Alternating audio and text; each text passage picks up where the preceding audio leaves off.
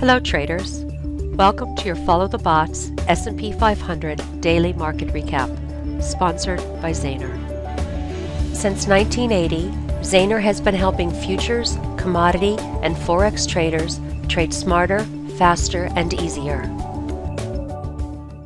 Hello traders, Bill Duryea here with Follow the Bots.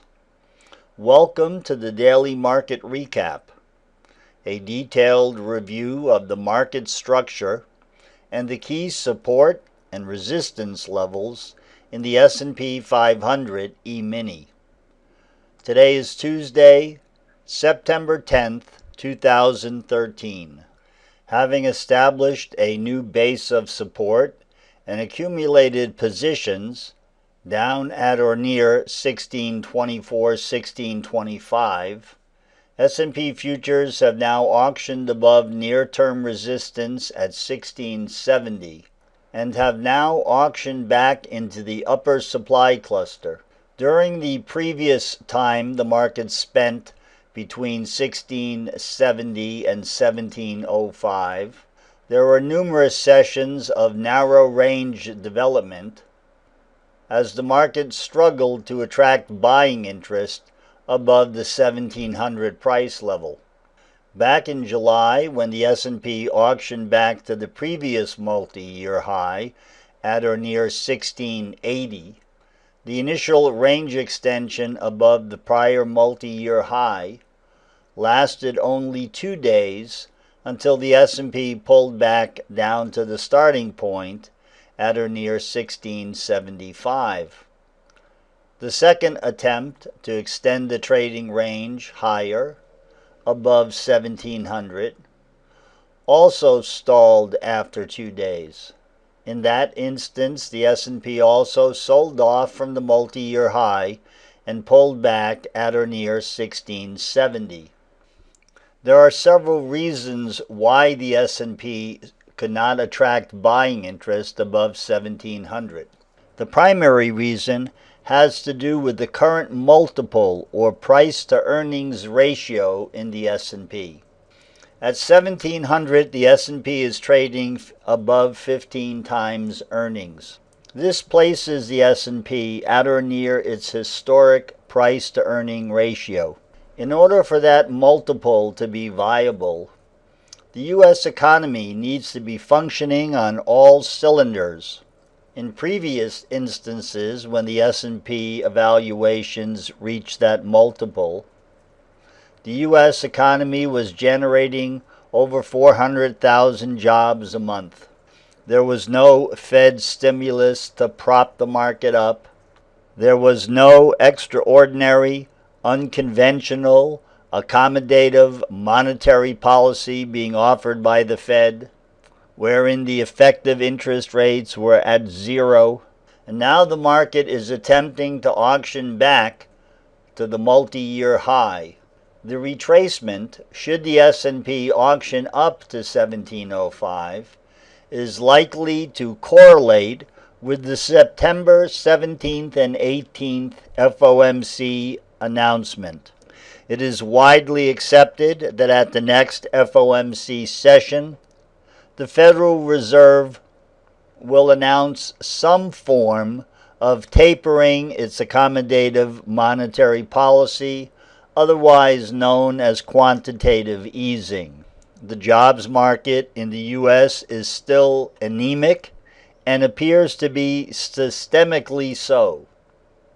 In other words, it is not likely to see the U.S. job market recover anytime soon. A massive amount of jobs have been shipped overseas or outsourced.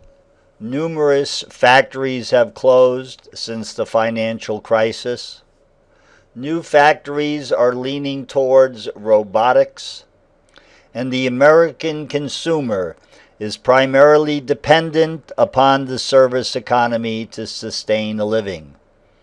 Service jobs are historically the lowest paying jobs, and hence, even at full employment, the consumer is likely to have less discretionary spending to be able to propel the economy forward.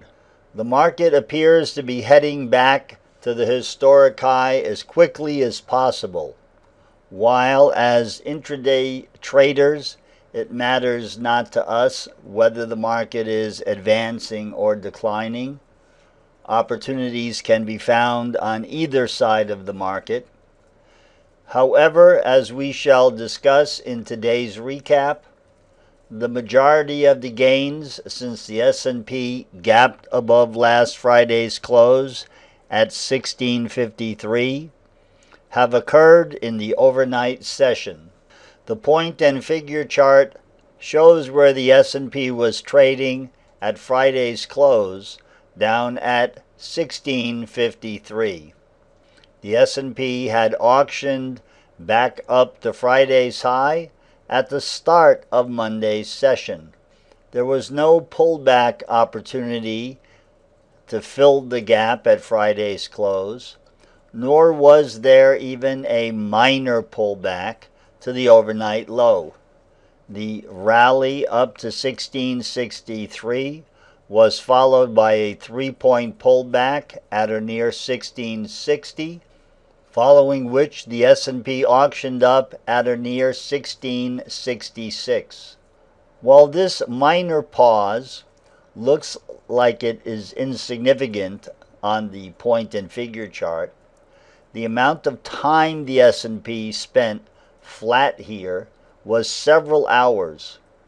It wasn't until late in the day that the market auctioned above 1666 and traded up to near-term resistance at 1670.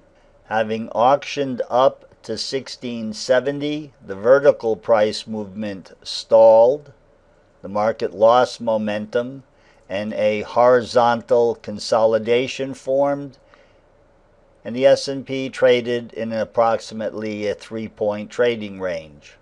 Overnight, during the Globex session, S&P futures auctioned above Monday's high and traded up to 1681 at Tuesday's open.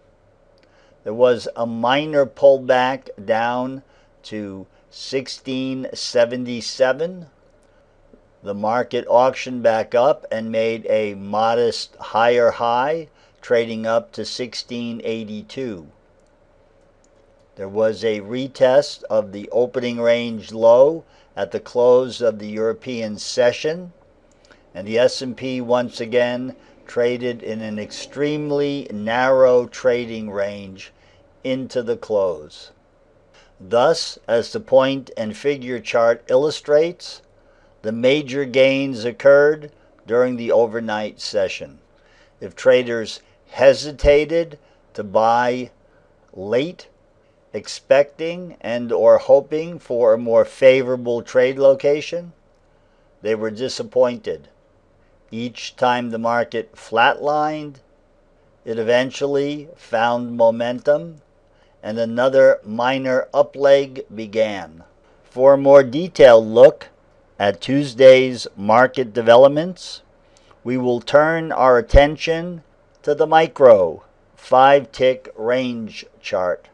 Overlaid on this chart is the polynomial regression channel, as well as the Kalman digital filter and the Gaussian micro regression filters.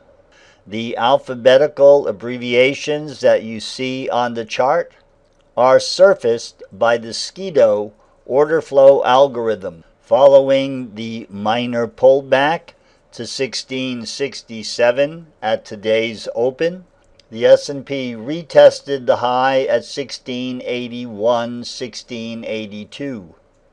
Today's high corresponds with the close in the S&P futures on August 14th and the high in the S&P futures on August 15th. When the S&P auctioned up to retest the high at the upper edge of the polynomial channel, the Skido algorithm detector surfaced by programs waning order flow events. The Skido algorithm is designed to read the high-frequency computerized execution sequence. In combination with the micro 5-tick range chart and the digital Gaussian filters, it provides additional decision support information for intraday traders. The current trading environment is dominated by computerized algorithms. Over 70% of the trading volume is executed by these computer buy and sell programs. The advantage of knowing the sequence of the order flow events in combination with the Gaussian regression model is that both short opportunities at the high of the regression channel as well as long opportunities at the low of the regression channel can more easily be determined. When the S&P pulled back to retest the opening range low, the order flow events indicated sell programs waning. As the digital filters turned up and price traded back into the polynomial regression channel, initiated buying or high-frequency buying by the computer algorithms was detected by the order flow events. The S&P auctioned back up to the midpoint of the polynomial regression channel. The slope of the Kalman filter, while modestly pointing higher, continued to indicate there was more buying than selling into the close. Despite the fact that there was more buying than selling into the close, the trading range was extremely limited. Price auctioned between 1682 and 1680. Thus, there was a minimal 2-point range. The majority of the range was limited to 5- and 6-tick sequences. When the S&P traded back up to the high, buying interest once again fell away, but no serious or significant selling pressure entered the order flow. The pattern that you're seeing here on the 5-tick range chart has been defined by our research to be a recursive sequence employed by high-frequency market makers. It offers very little opportunity. The trading opportunity is primarily restricted to scalping. In order to trade along with the high-frequency trading bots, one has to fade the rally or the uptick of the sequence, and one has to fade the pullback or the downtick of the sequence. The expectation is that the market will auction back to the center point of the regression channel, and the profitability is between 5 to 8 ticks. While the market ended today's session at the high, it failed to make a higher high, and thus resistance at the August 14th close and the August 15th high currently caps the rally that began during Sunday's Globex session. Above today's high at 1682, 1683, the next known resistance level is back at the early August highs up at 1693 and 1696. The multi-year high is approximately 10 points above those price levels, up at 1705. Regarding support, we would deem Tuesday's low at 1677 to be incidental or inconsequential. It held today only because the trading bots were all focused on the buy side. Ideal support is located down at 1653, settlement from Friday. The midpoint support level and the current forcing point is down at 1670, 1668. This represents the breakout point of the current up move. Should the market fail to pull back and continue grinding higher as previous shorts continue to cover their positions, the likelihood of a more substantive pullback would be expected if the S&P continues auctioning higher and trades up at or near 1693, 1696. That concludes our daily recap for Tuesday, September 10th. If you would like to follow our real-time commentary, we invite you to join us online at www.followthebots.com. We'll look forward to seeing you some morning at the open. For more information regarding Zayner's brokerage services or the content of this broadcast, contact Neil Rogers, nrogers@zayner.com, 312-277-0135. This is Cuerva from Follow the Bots. Happy trading.